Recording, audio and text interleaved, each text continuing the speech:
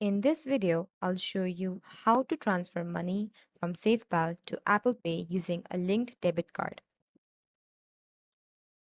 On the Safepal site, go to Bank section.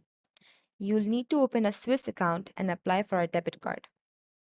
You can choose between a Visa or MasterCard. Now complete the verification and order your card. Once your card arrives, open your Apple Wallet and then click the plus icon. Once you click on the plus icon, select debit or credit card. Now, if your card isn't listed, scroll down and click on to add a different card.